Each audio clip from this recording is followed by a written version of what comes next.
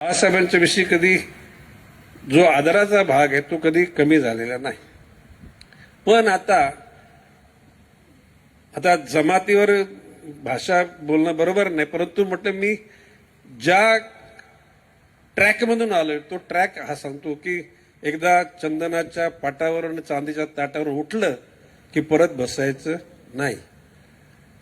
त्यानंतर सुद्धा बाळासाहेबांचे काही कामानिमित्त, कारण मी 4 ते 14 10 वर्ष मंत्री होतो, आदरपूर्वक मी बाळासाहेबांनी सांगितलेल्या त्या कामांना अंजाम देण्याचा प्रयत्न केला.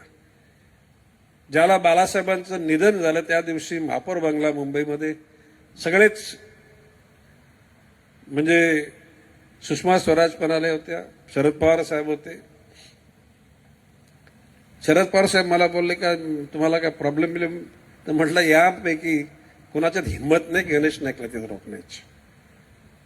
मी पालकमंत्री म्हणून, मंत्री म्हणून गेलो होतो, संजू नाईक खासदार म्हणून, संदीप नाईक आमदार म्हणून आणि सागर नाईक महापौर म्हणून, 4घे जण आम्ही त्या ठिकाणी बाळासाहेबांना आदरांजली व्हायला गेलो होतो. हा क्षण इट इज रेकॉर्डेड आणि सगळ्यांनी बघितलेला आहे. म्हणजे ज्या घरामध्ये आपण होतो ते घर आपण होतो तोपर्यंत चांगलं, आपण गेल्यानंतर ते वाईट, अशा प्रकारची भूमिका मांडणं म्हणजे आपल्या आत्म्याला कुठेतरी आपण क्लेश देण्याची भूमिका तयार करणं. आता त्याच्यानंतर राष्ट्रवादीमध्ये आल्यानंतर 14 वर्ष, आणि मी तुम्हाला सांगतो की शरद पवार साहेबांनी अजून सुद्धा गणेश नाईक जाण्याचं त्यांना खंत आहे. 4 दिवसापूर्वी साहेबांचा फोन आला होता,